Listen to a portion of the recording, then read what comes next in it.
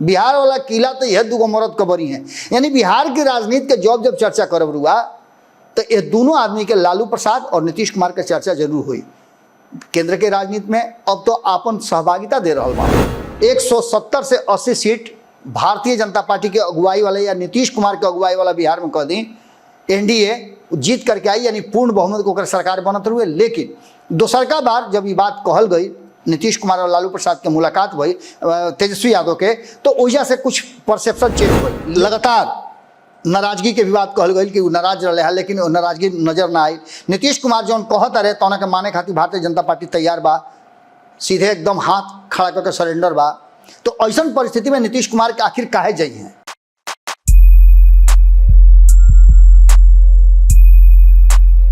गोड़ लागत नहीं हेरा से अभिनंदन बा। खूंटा ठोक परिवारों के स्वागत करे खातिर हम हाजिर बानी।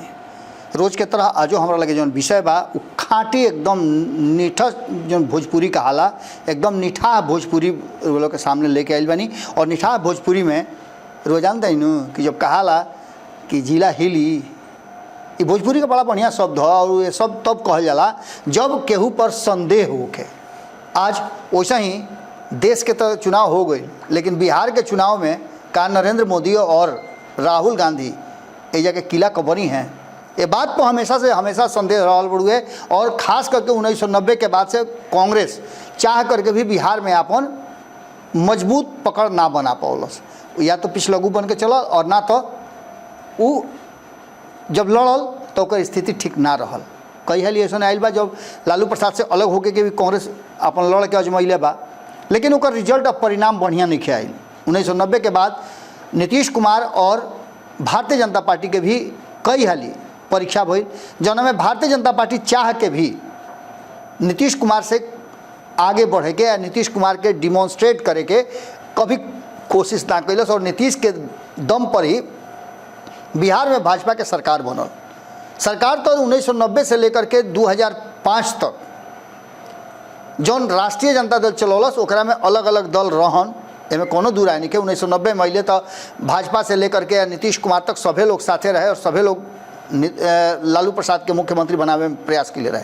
लेकिन जो वर्तमान परिस्थिति बनल बा ओकरा में ना भारतीय जनता पार्टी यानी कि नरेंद्र मोदी, भारतीय जनता पार्टी के जैसे नाम ले वैसे नरेंद्र मोदी के नाम आई रुअल हमने।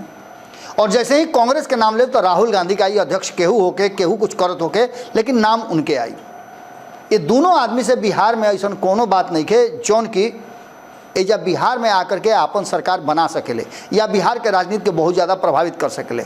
एजा जब भी राजनीति के बात हुई तो दुइये लोग के बात हुई। अभी वर्तमान जो परिस्थिति बा हो सकेला कि रुआ सीट ज़्यादा आ जाए, लेकिन सरकार जब भी बनावे को हुई तो दोनों के बिना सरकार ना बनी।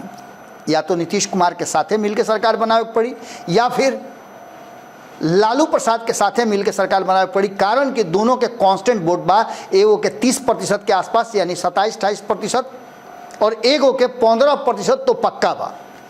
यानी कि दोनों अगर एक साथ होता है तब सरकार बनी, या दोनों में से एगो छटक के दूसरा जगह चल जाता है तब सरकार बनी।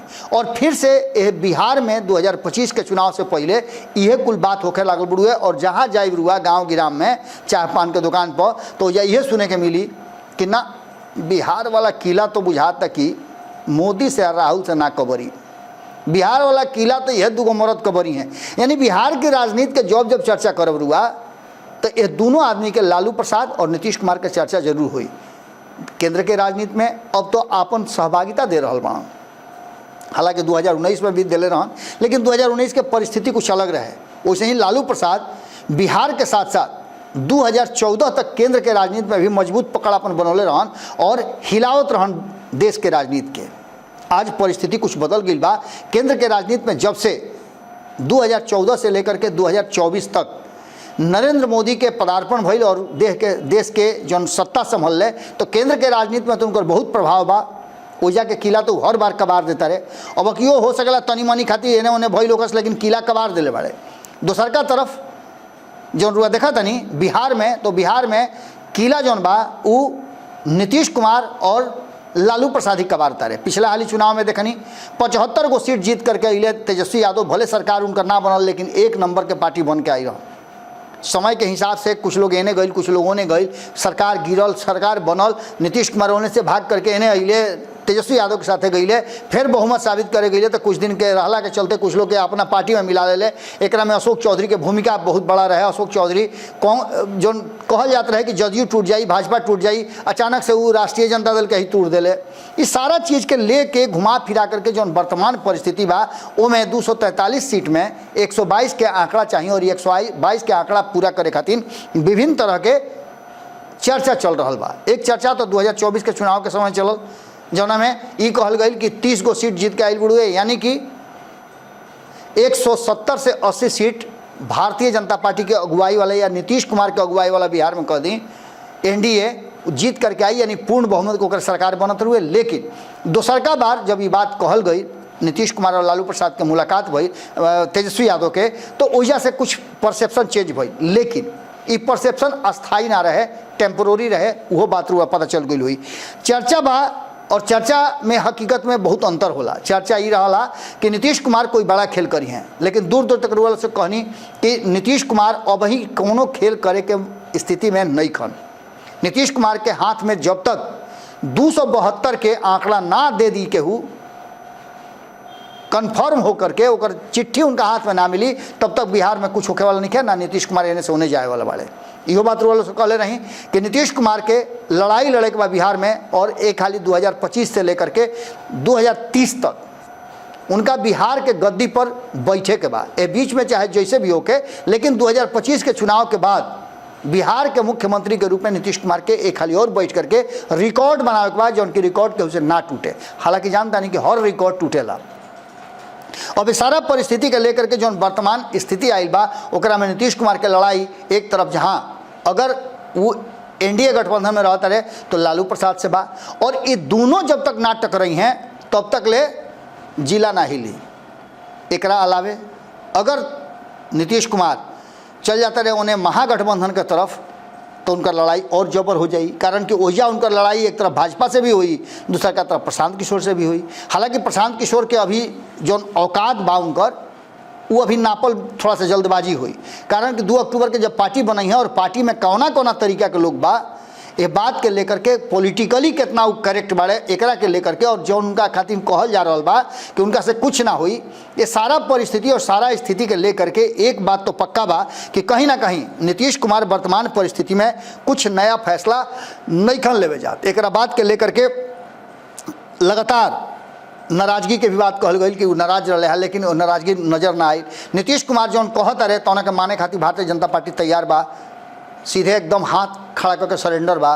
तो ऐसा परिस्थिति में नीतीश कुमार के आखिर काहे जाइए हैं? नीतीश कुमार तभी जाइए जब नीतीश कुमार के एकरा से बड़ा कुछ भेटाए, और बड़ा तभी हो सकेला जब 272 सीट भारतीय जनता पार्टी के ना मिली और इस सीट इंडिया गठबंधन कंफर्म करके दे दिए कि ली नीतीश जी हई 272 के संख्या बढ़ुए, अब जाए रुआ सरकार बनवाई।